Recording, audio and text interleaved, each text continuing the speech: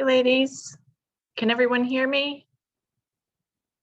If you can either type in the chat or unmute yourself and let me know. This is bright.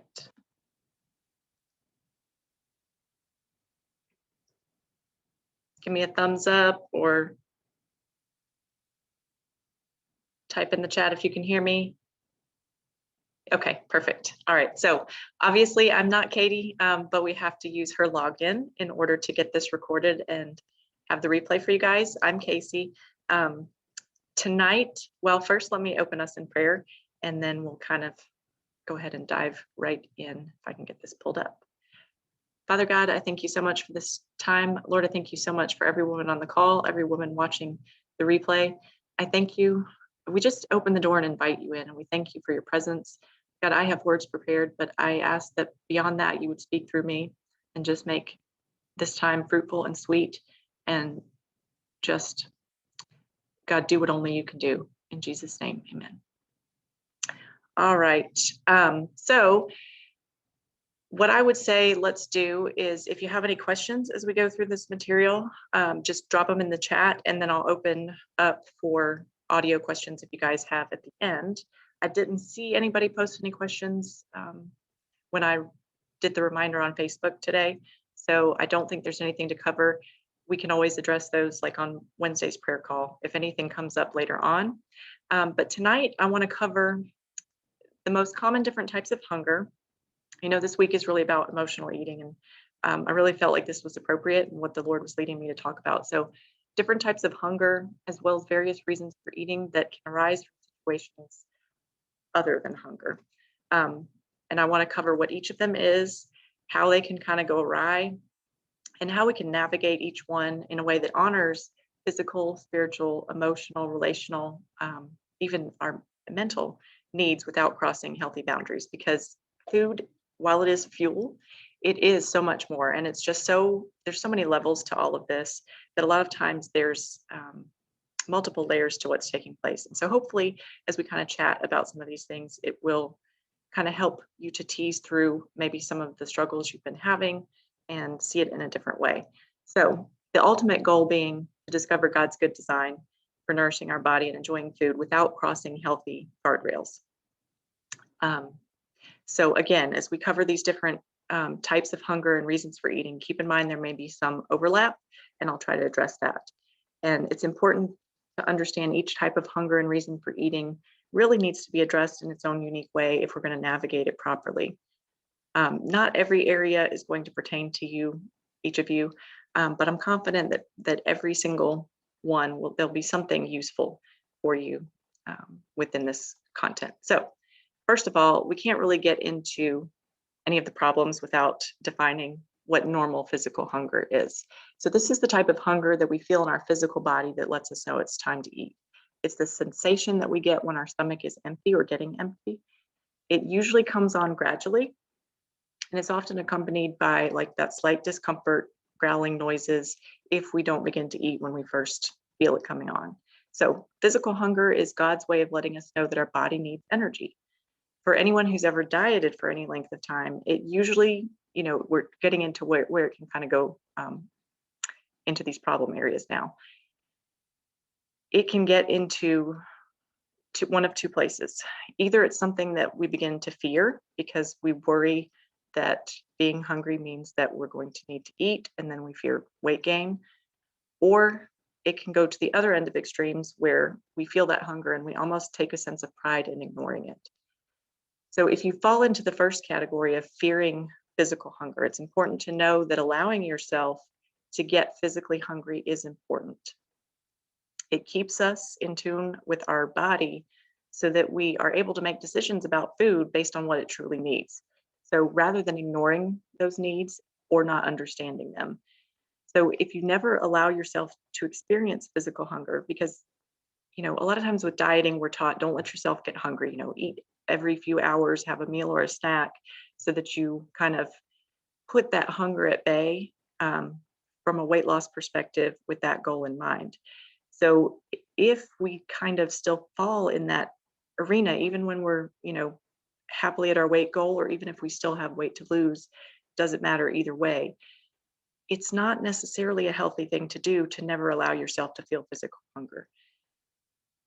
If you always prevent yourself from getting to that place, you won't actually get to a place of self-trust with food, because again, you're not allowing your body to do what God designed it to do, to sense those hunger and fullness cues.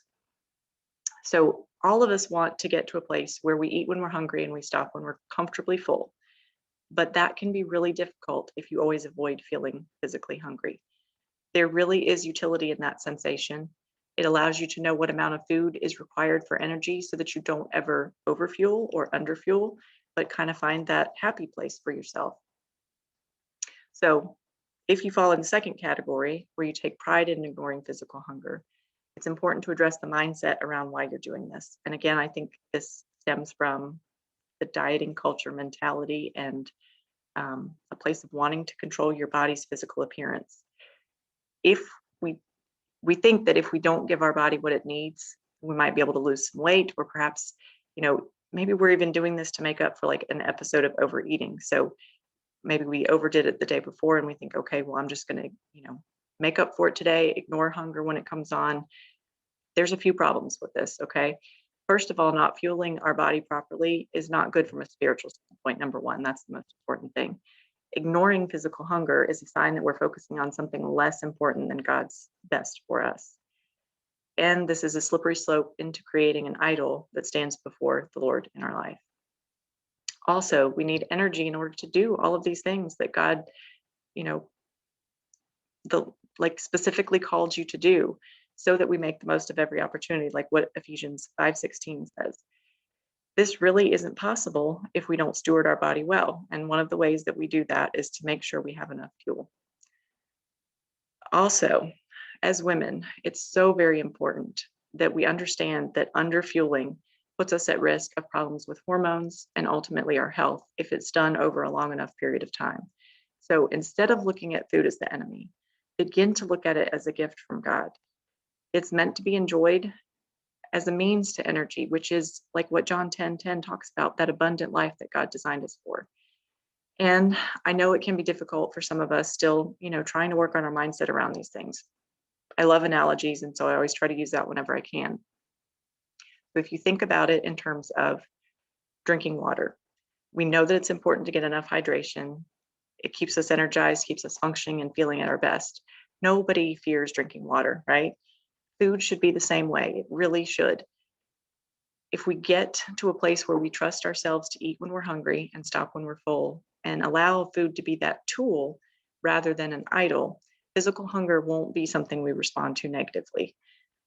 Practically speaking, I recommend using something called like a hunger and fullness scale to assess when it's time to eat, especially I say especially, if you have difficulty recognizing hunger cues. But even if you don't, even if you are still not quite sure what that comfortable stopping point looks like for you, this is very helpful.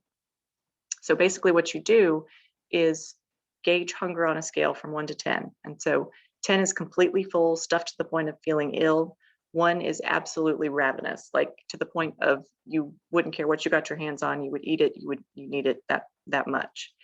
So most people, they're going to need to eat somewhere, when they reach somewhere around a 3 to a 5 and stop around a 7 to an 8. It's going to vary, of course, by how frequently you eat, if you do meals and snacks and how large they are. And of course, like when you plan to eat again and that kind of thing.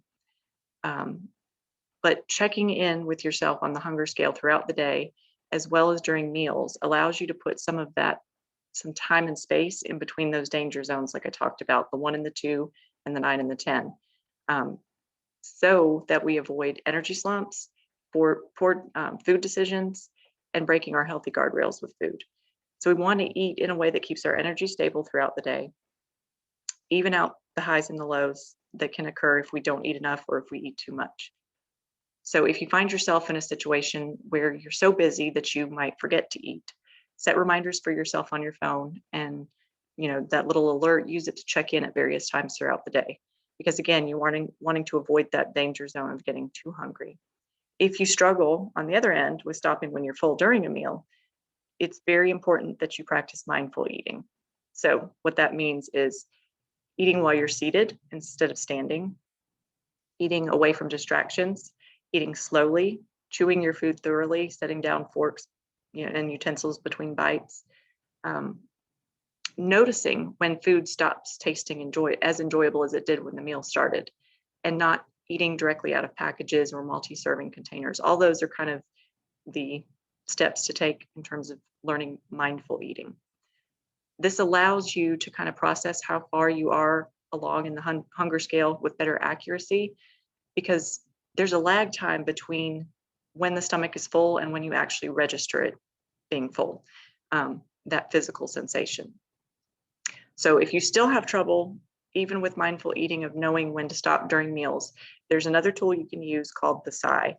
So basically, if you pay attention, you'll notice when you begin to take a few deep breaths towards kind of when you're starting to get full at the end of your meal. This is a really powerful cue that your body actually gives you to indicate it's time to stop, even if you're not like feeling that physical fullness yet.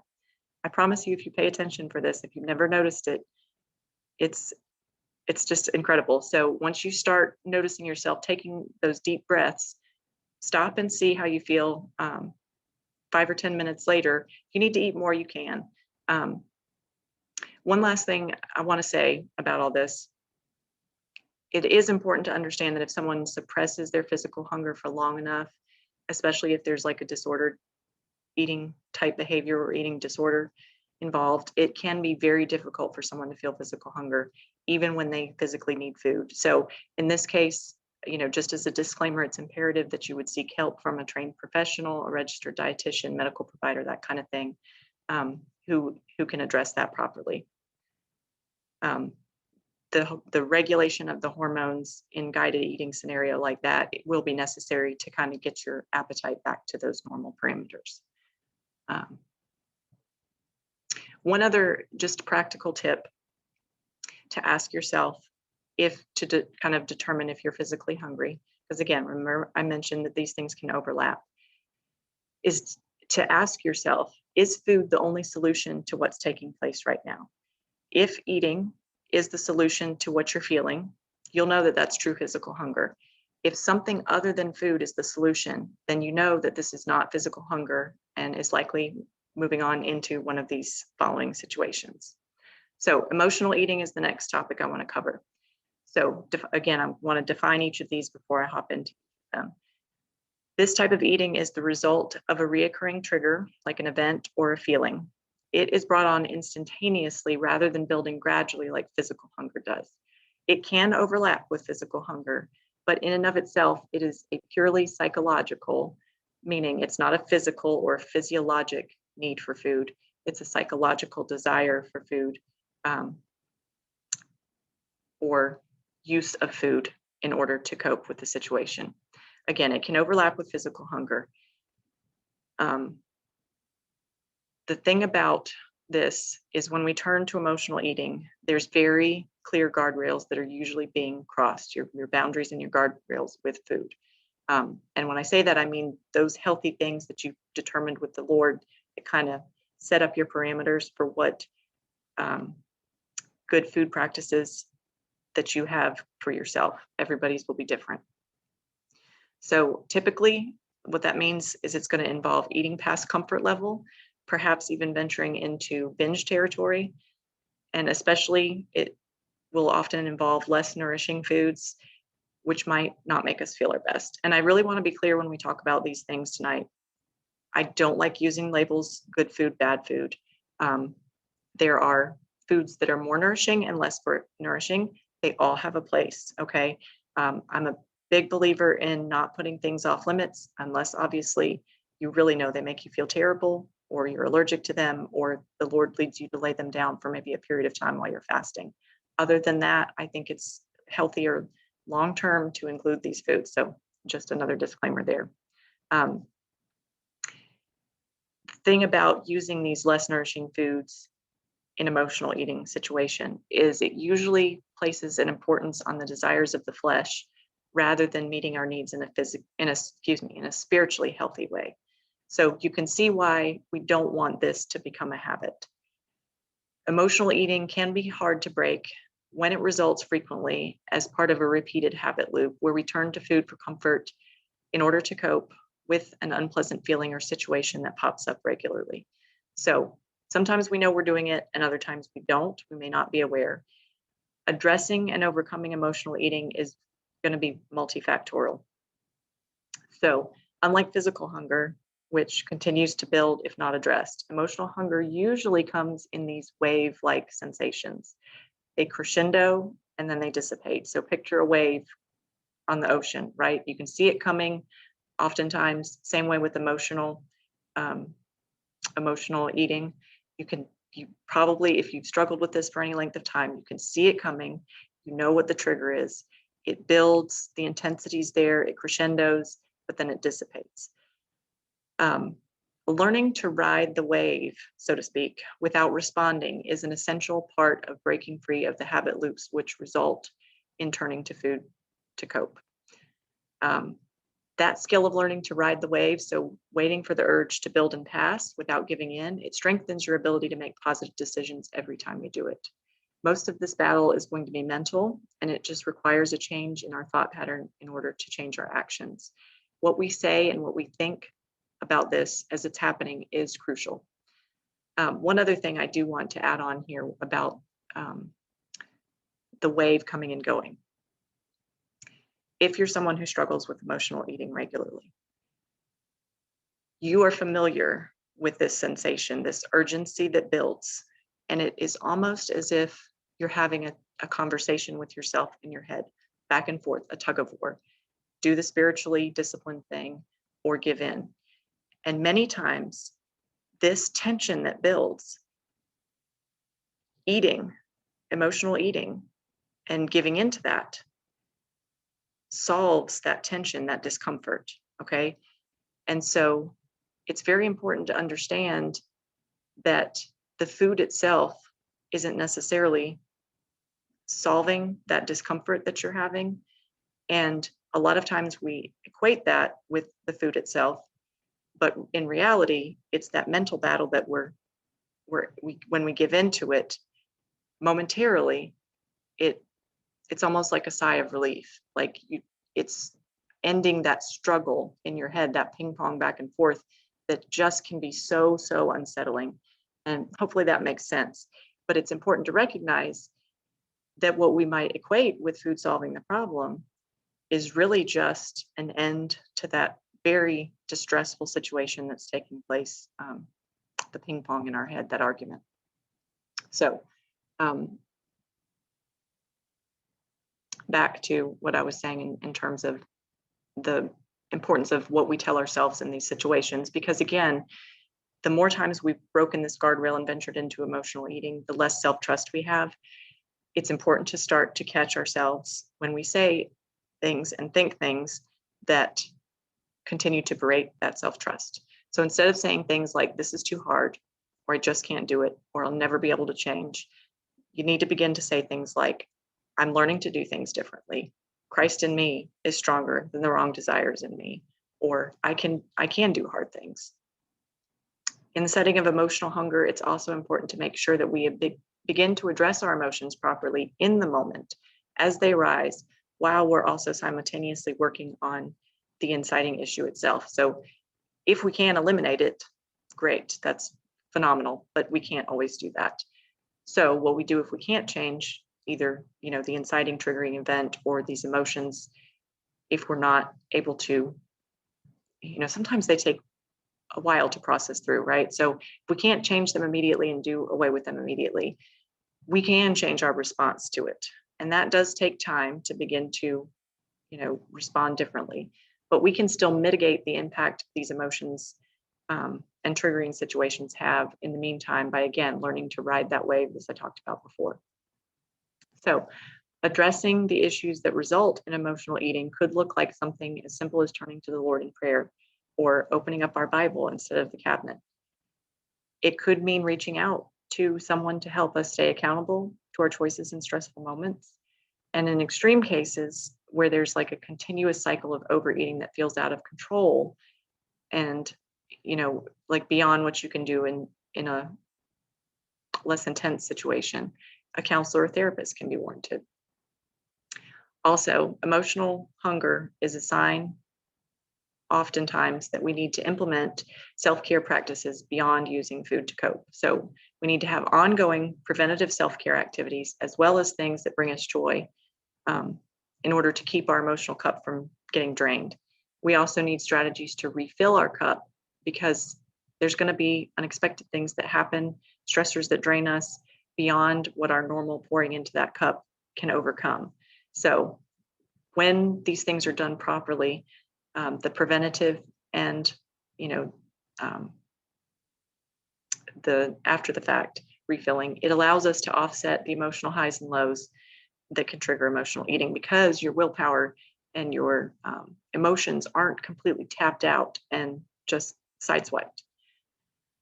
I also believe that a big part of this is a spiritual battle. The enemy wants to keep us discouraged by poor behaviors and distracted by the cares of this world so that we live less than effective lives for God's kingdom. Women especially, I talk about this all the time, we are just so prone to attack in this area of health and body image. And so it's no surprise that emotional eating comes up so frequently for the believer. A lot of women wonder why they struggle. Christian women wonder why they struggle because we're supposed to have this, Holy Spirit in us, strength and discipline and all these things. But the enemy attacks us harder probably than the average person because he knows that that is such a big area that women can struggle. So I don't think it's something that you need to be down on yourself about or surprised about struggling with, even as a believer. The key is that we need to see it as a spiritual battle in order to address it properly. So if we, too often just think about it as emotional eating is related to a personal character flaw or a lack, like I said, of motivation or willpower, it's not the case. When I post the replay, I'm going to post a few resources and links. One of the things that I will share is a blog post related to what I just spoke about. And then also a few other things. I'll share that too. So the truth is, it's not a lack of willpower. It's not a matter of having enough motivation. And that's kind of what that blog post talks about. But that's good news, right? It means that we aren't broken. There's not a character flaw. We aren't lacking somehow. We can have hope that, we can actually change because God has given us the weapons to overcome. So things that fight this spiritual battle for us: prayer, worship, scripture, just a few of these important weapons. Covering ourselves in prayer and asking, others for prayer. This keeps us on guard of the enemy's attack. Worship music sets an atmosphere for victory, and it tunes our heart to the sensitivity of the spiritual matters and the things that are taking place. Keeping a list of scriptures that apply to the circumstance of emotional eating helps us to be able to renew our mind in truth when Satan attempts to lie to us about what's taking place. You might, need to keep them with you, read over them in moments of high emotion. It allows us to stay encouraged and shift our perspective from one to victory over his schemes. Fasting of any form, not just food, is another powerful weapon. And it really just signifies our trust and dependence in God rather than in ourselves if we're really, really struggling. And it's often beneficial to achieving a breakthrough when it comes to something we're really, really, again, struggling with. If you read Daniel 10, you can see an illustration of how fasting can shift things in the spiritual realm and not, it's not just about the physical things. Again, my only word of caution with this is for those who struggle with restrictive, disordered eating tendencies. I don't advise fasting food unless you know for sure you have a complete restoration in that area of your relationship with food. So the last thing that we want to do is use fasting with an ulterior motive for the physical outcome that maybe we desire. So when emotional hunger overlaps with physical hunger, this can happen. I definitely believe there's a time and a place for permission to include comfort foods. And what I mean by that is some of those less nourishing and more sensory pleasing foods. There's just a few key things you need to understand if you find that this choice is appropriate in the context for you. Number one, you've got to be honest with yourself about the context in order to make sure that choosing these more comforting foods will not break any of your guardrails in that specific situation. So make sure that you do this on a situation by situation basis and not every time. Just a blanket, plan. It needs to be every single time. Second, you need to understand and accept that the comfort food is not going to solve the problem, and also be willing to work through the issue that needs to be resolved in another way. So whatever the triggering issue is for you. And third, we want to make sure that we understand what an appropriate amount of the given comfort food is for us to personally consume, and stay within that amount. So that can certainly take a couple of tries to figure out, but when you do, it does become your predetermined limit. So what I mean by that is that it's going to help prevent like a binge type scenario, or a situation where we don't feel our best after eating the comfort food because we ate too much of it. So practically speaking, in almost every situation, I find that stopping prior to where you would like to with eating that food is going to be necessary to meet that criteria. The flesh is always going to want us to continue because the food tastes yummy, but we have to be willing to stop prior to that if we expect to remain led by the spirit instead of the flesh. I will also post a blog link when I share the replay for a practical example of how to plan eating treats when both physical and emotional hunger are there overlapping but in a way that doesn't cross your healthy guardrails when that emotional craving hits. And it's a post that Sarah did a while back, but it's absolutely phenomenal. So I'll link that up again with the replay. And again, if you guys have any questions, feel free to post them in the chat. Next up is binge eating. And I really think it's important that people to understand, people often throw the word binge out flippantly. I want to be very clear that binge eating is not simply eating past fullness.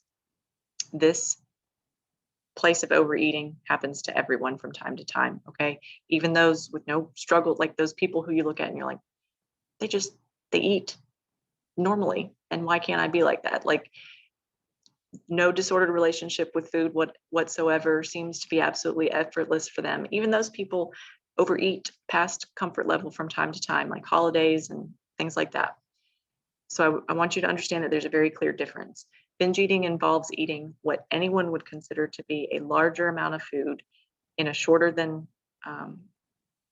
relatively short period of time. So it's typically accompanied by eating well past fullness, a sense of loss of control over the food intake, possibly even what I call brain shutdown mode. So you just kind of numb out and you don't even think about what's happening other than the food that you're eating. Feelings of guilt and shame are going to follow because you've crossed boundaries with eating behaviors. So binge eating can be either biologically or psychologically triggered. And what I mean by that is that it can be the result of a physical response to food intake being too low overall, in which case your body's going to pressure you to eat in a way that feels absolutely out of control. And that, again, is going to be something, a low food intake over a prolonged period of time, and maybe even just too much exercise for your food intake level. Or it can be a component of emotional eating, like I discussed before, using highly palatable foods to self-soothe. So this behavior, binge eating, is typically hidden from others, which makes it even more difficult to break if it's become a habit. So this first type, if it results from too low of food intake, it's very important that you begin to nourish yourself adequately. So that means eating enough calories overall, eating at regular intervals, meaning don't fast or skip meals. And if there's an emotional eating component, that also needs to be addressed. So at minimum, an accountability source of a trusted friend, a pastor, a counselor is going to be necessary. And this goes for both scenarios, the under eating trigger or the emotional type binge eating scenario.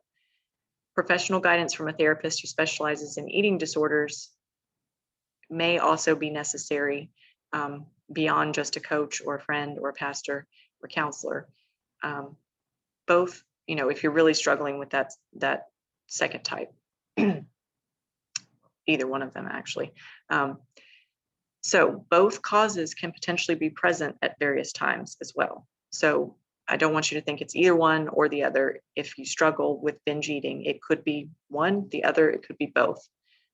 So addressing each might be necessary. One of the biggest things to understand in the setting of emotional binging is that just because you have an urge to binge doesn't mean you have to act on it. Same as the emotional eating, it's very similar. You can learn to ride that wave, but it's just absolutely freeing to understand that just because you feel something, a pull, a desire, doesn't mean you actually have to do it.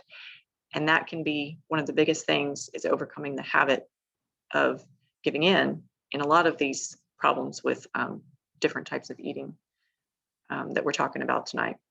So number one, just like everything else, relying on the Lord for strength in overcoming the battle is critical. It often requires more than just behavior change. God's going to have to do the transformation. It's important to understand that while he can set you free in an instant, there is often an extended period of time for recovery completely to be achieved.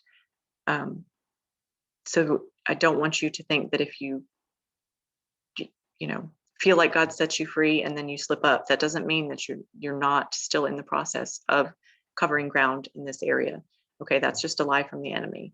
There are many people who struggle with binge eating that will go for a long period of time, and then something happens and it triggers it. And that doesn't mean that you failed and you're completely starting over. Again, that's the enemy heaping guilt, shame, condemnation. So again, while he can set you free in an instant, there's often a period of time that takes place for the full, for you to feel safe and confident, and the self-trust piece to come back into play, I guess is what I'm trying to say. So some people, they even require ongoing intentional diligence in maintaining this type of healing and recovery from this type of battle.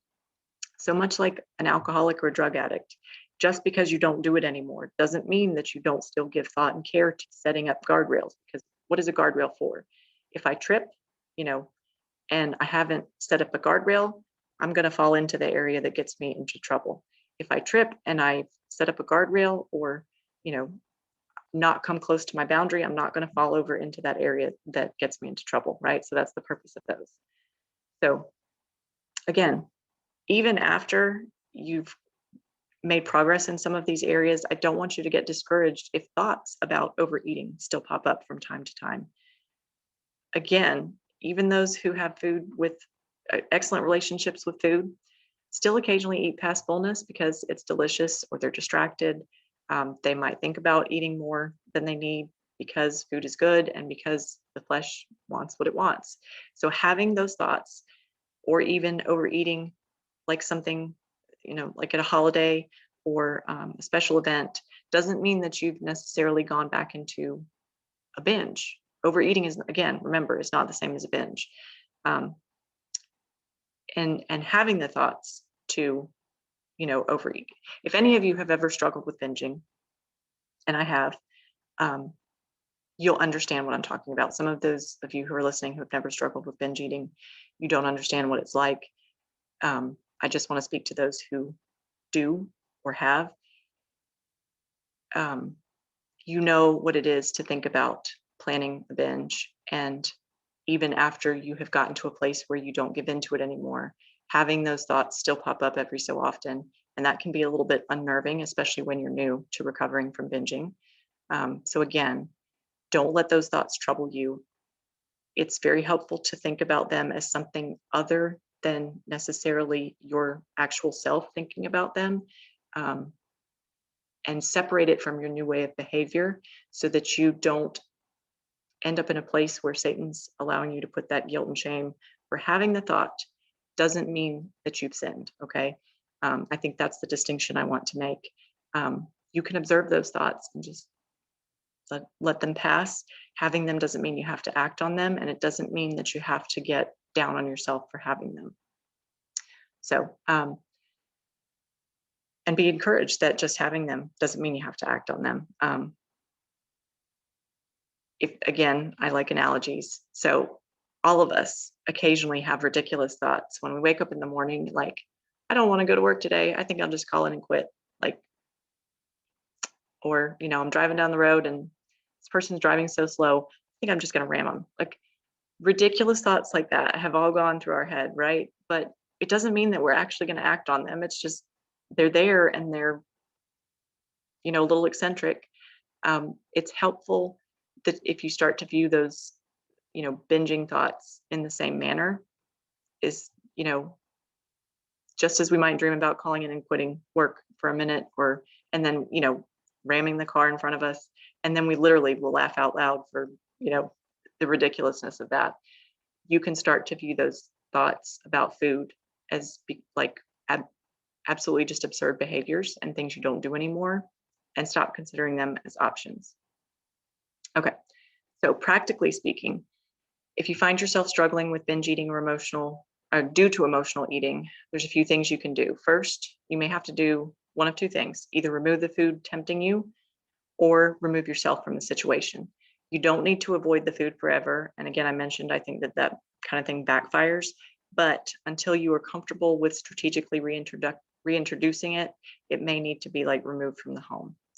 And I'm just about halfway through, so I'm going to try to talk faster to make sure I get through this. So the 4 P's that you can use: pause, pray, plan, persist. Pause on taking action while the feelings are overwhelming you. Pray and ask the Lord for strength and wisdom. Have a plan for how to proceed, set up ahead of time when this situation occurs, and then persist in this process and don't give up, because it's not an immediate, like I said, it's especially with something like this. I don't want to say the Lord can't set us free in an instant, but it's rare that there's not kind of this uphill battle where we get stronger and stronger as time goes on. So remember that resolving emotional binging is about more than just wanting to achieve physical changes, because a lot of times if we're doing this, it's not setting us up for feeling our best physically, our health, maybe our weight loss goals. But it's about more than that. It's about our spiritual health. So again, the enemy is trying to keep you from being strong and confident so that you're making an impact on God's kingdom. And that should be the biggest motivator for wanting any of these things to get released in your life. So mental hunger is essentially what we know as cravings. We're moving on to the next thing. Cravings can occur when we're physically hungry, but they definitely obviously pop up when we're physically full. So if you think about emotional eating as the psychological side of the coin, mental hunger is the physical side or the physiologic side. It can be the result of physical senses. So seeing something that looks yummy and wanting it, tasting something often, repeatedly, and because you have it often, you desire more and more. It can be the result of not fueling our body with enough of what it needs. So either not eating enough or over exercising for the intake that we have with food. Or it can be for other reasons like hormone fluctuations. A lack of sleep will increase cravings, health conditions like pregnancy, even some medications. So when it comes to cravings that result from physical senses, setting healthy guardrails in conjunction with the Lord tells you is appropriate for you and best for you individually is what keeps us out of sliding into that territory where we indulge the flesh. So again, we always want to remain spirit-led, not flesh-led. So again, this means we set healthy boundaries for ourselves that we know allow ourselves freedom to enjoy what we eat, but not so much that we let the flesh rule our spirit. So these guardrails need to be set up prayerfully and in advance of situations that we know are going to trigger cravings, so that we have a clear, level-headed plan going into them of what decision we're going to make. Last thing we want to do is find ourselves in a situation where we don't know ahead of time what's best for us to do, because the flesh is going to try to convince us to do what it wants instead. So cultivating the discipline of self-control is a fruit of the Spirit. It's very important to our spiritual state. 1 Corinthians 6:12 and 1 Corinthians 10:23 talk about how all things are beneficial, but not all, all things are permissible, but not all things are beneficial. So the ultimate goal is to find a balance of moderation and temperance. And again, each of us is going to have to do a little bit of work up front to kind of determine what that looks like for us. But once we do, that upfront work never has to be done again. Once you come up with what your healthy boundaries and guardrails are, figuring that out may take a little bit of effort, but it stays consistent. On the other side, we don't want to be so restrictive that it stifles the joy out of our life. God gave us physical senses for a reason, one of which being enjoying the taste of food. So Galatians 5:1 says that it is for freedom that Christ has set us free. But we do not submit again to the bondage of slavery. Restriction is a form of slavery just as much as indulging the flesh can be. So again, this is where your guardrails can help you determine that balance between freedom to enjoy food and self-control, so that we don't let the flesh master us. Quickly, if mental hunger is a result of underfueling or being too restrictive with our food choices, so maybe you're eating enough overall, but you're very restrictive with what you're eating. And so those thoughts about food can pop up because even though you're eating enough for your energy needs, you're restricting foods and putting them off limits. So the solution is either to increase our food intake if we're not eating enough, or to become more permissive with our foods choices in what we allow ourselves to enjoy. Again, practically speaking, with this type of hunger, it's important to shift our mindset from one of restriction to abundance. So if the restriction stems from a lack of self-trust around what I call trigger foods, so those foods that you typically overdo it with because you haven't built self-trust yet, the solution is not to eliminate them. It's to build self-trust around those foods. So I don't know of any person who's going to tell themselves they can't have something, who's not going to then turn around and struggle with fixating on that exact thing. So attempting to avoid things that trip us up can certainly seem like it's a good idea, especially if we've been overindulging with them, but it backfires at some point. So to the degree that we restrict, it's like a rubber band.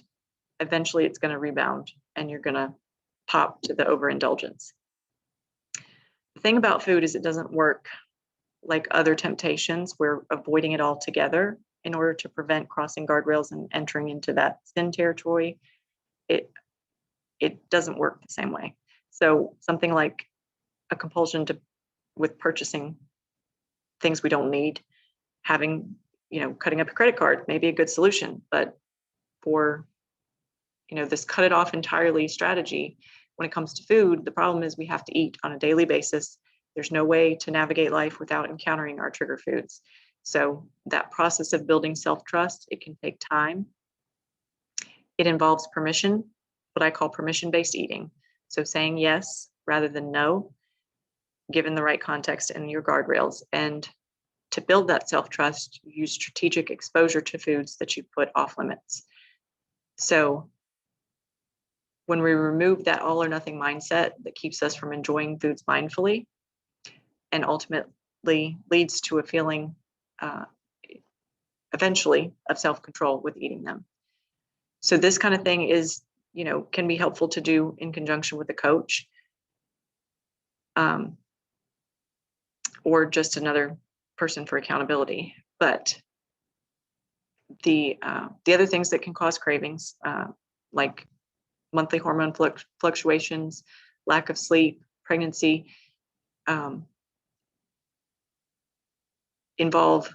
the solution involves setting some healthy guardrails in combination with also taking practical steps. So something like hormones, that's going to be outside of your control in terms of mitigating their impact on your food cravings. Other things are under our control. So like lack of sleep, that's under our control to be better about cultivating self-discipline required to steward our health well. In terms of the things that aren't under our control, like I talked about before, the permission to mindfully partake when it's appropriate can come into play. And again, I'll have Sarah's blog linked about that. Okay, practical hunger. This is eating when we're not necessarily 100% ready to eat from a physical hunger standpoint on that 1 to 10 scale, but we know we're getting there, or we know that the opportunity to eat when we need to might not be available. So it's always best to wait until we reach a level on the hunger scale that we know indicates a need for food. But sometimes it's just not possible. So eating a little something to avoid becoming ravenous by the time we know that we'll be able to have a full meal might be important to do. This keeps us from choosing less nourishing foods later by default because we're absolutely starving, or it keeps us from overeating because we aren't set up to partake food of food mindfully when we do finally get to eat. So practical hunger can take a little bit of work to figure out so that you eat just enough, but with a few tries, you can usually figure that out fairly quickly, like what you'll need to eat. Um, so for example, say you have a hair appointment in the afternoon when you would normally have your snack. You're not sure how long it's going to take when you're going to be home. You might have a little bit of something before you leave when you're not quite ready to eat yet. That's just kind of one example. So some things that might be helpful in terms of like examples of what to eat might be something as simple as just a little bit of protein to tide you over. So something like rolled up deli meat or a couple egg whites, boiled eggs. Other times you may need something a little bit more substantial for energy in terms of protein along with fats or carbs. So maybe you eat the whole boiled egg instead of just the egg whites, or you have some fruit or nuts along with something. So dashing dish protein bars and bites and those kind of things are great for grab and go in terms of having them prepared on hand in stock in the freezer for these random practical hunger type situations. Okay, so next up is boredom eating. This typically ensues when we're not necessarily hungry, but looking for something to do. So it might be for the purpose of passing time because we don't feel like we have anything better to do and we're just bored, as the name implies. Or it could be to get like that pleasure boosting dopamine hit that snacking can offer. The thing about boredom eating is it's usually paired with mindless activities like watching TV. And it might occasionally be related to a type of procrastination that happens when we want to delay the next thing we have on our to-do list. That said, there's certainly times when physical hunger and boredom eating can overlap. So if you find yourself in the situation of boredom eating, it's appropriate to assess whether you're truly physical hungry. In that case, proceed with eating. But in order to avoid creating the secondary habit of using food to cope with boredom and that dopamine hit that sets us up for indulging the flesh, we want to make sure we're choosing something nourishing and not just something highly palatable, pleasurable. It's also important that, again, you choose to eat in that situation in a way that avoids distraction from the experience of eating. So again, eating mindfully, those practices help. I'm going to kind of run through this so I can, some of these things I've talked about before. Something important with boredom eating is once you identify it as what's taking place, it's important to acknowledge that it's not going to harm you in any way to feel bored, so that you don't lead to those unhealthy cycle of habits to make boredom go away. Practically speaking, you need to have a game plan of what healthy activities you can do to turn to instead of food. So make a list in advance of things that you can use if you find yourself in strict boredom hunger and not actually physical hunger overlapping. So going for a walk, calling a friend, gardening, reading a book, a puzzle, those kind of things.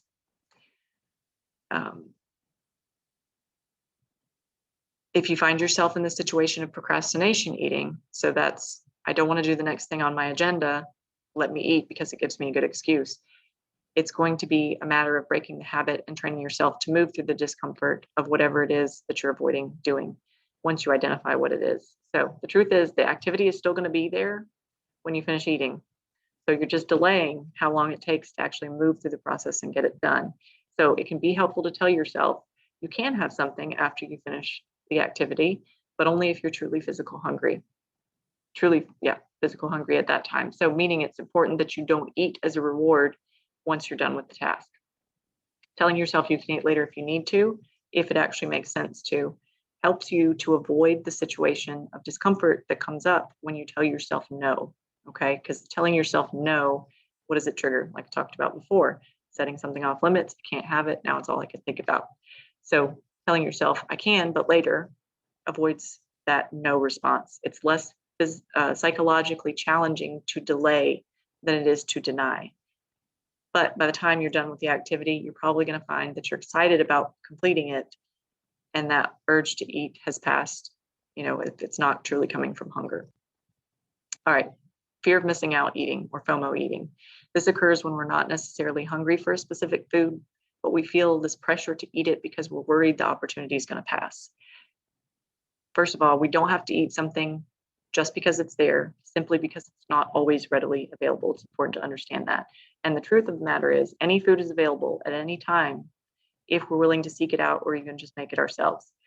So that said, there's a difference between fear of missing out eating and being in a situation where we do actually want to try the food, and it might be a once in a lifetime opportunity. So think about like pastries in France or pasta in Italy. Okay, sometimes it's hard to tell the difference between the two because maybe you're at a holiday or special event where grandma makes her once a year treat or something.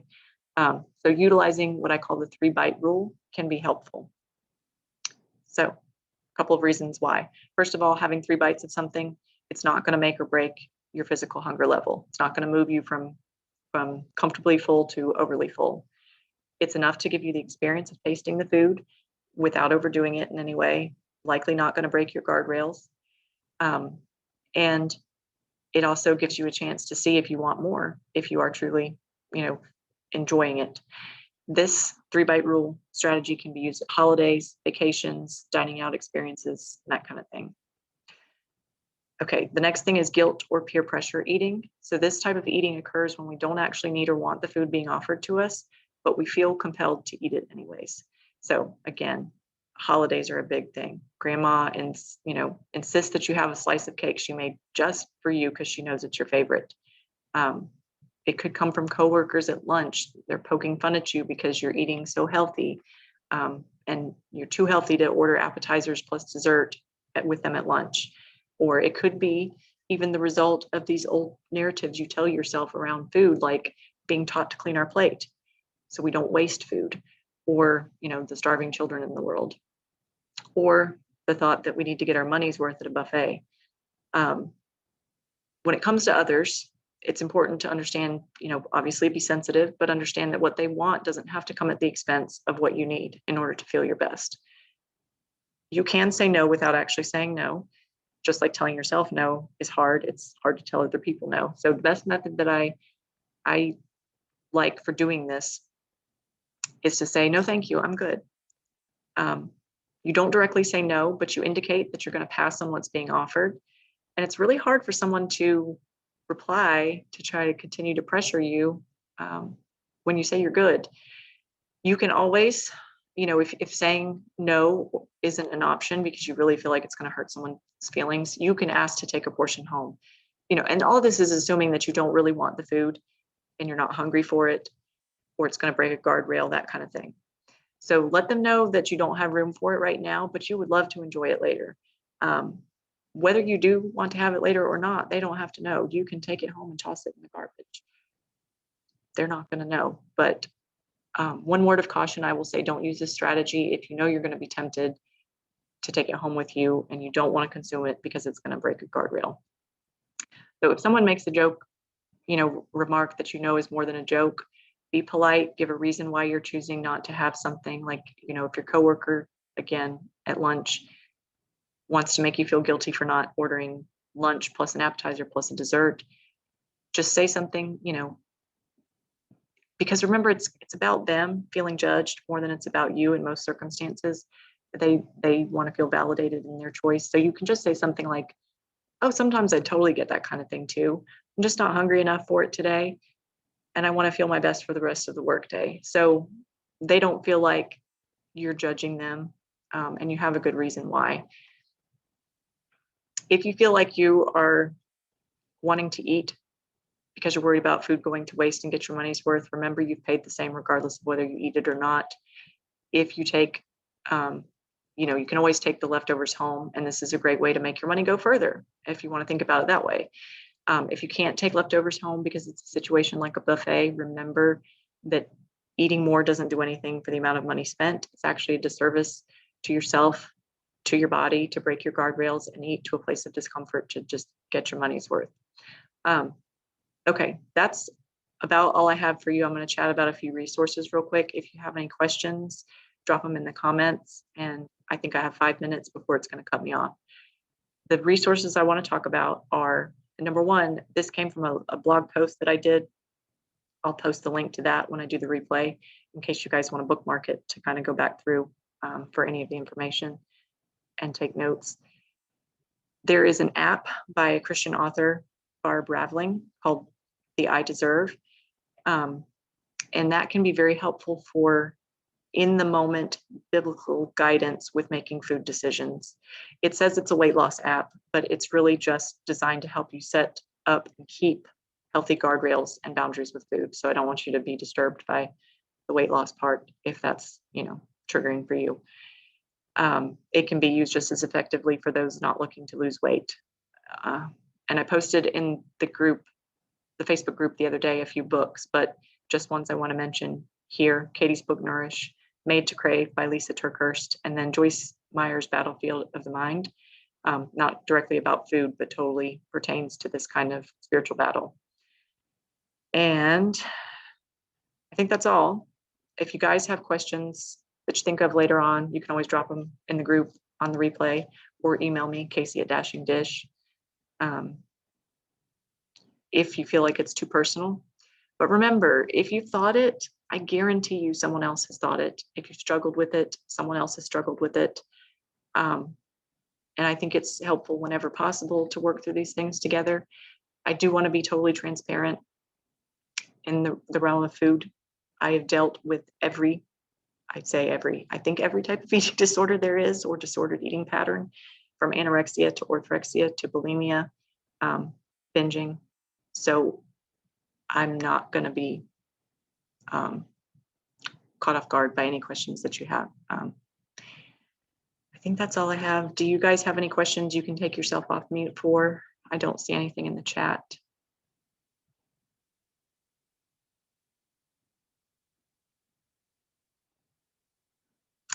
Anything else?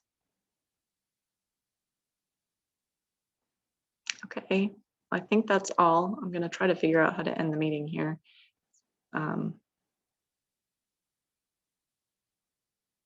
Oh, here it is. Okay, so I do have just a couple minutes left, so I'm just going to close this in prayer real quick before we leave. Father God, I thank you for this time. Lord, I thank you for just the words. I pray that they fall on hearts that are ready and fertile. God, I pray that you would use this to do a work in someone's life tonight. God, even if just one person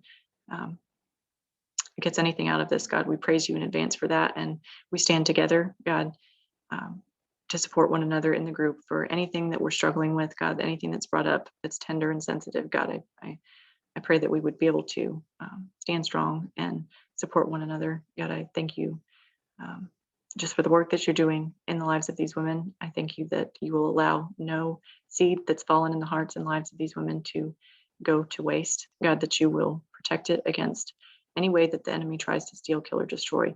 We thank you and we give you glory in advance for all the things that you'll do. In Jesus' name, amen. All right, ladies, I'm going to go ahead and end it, and I will see you in the group.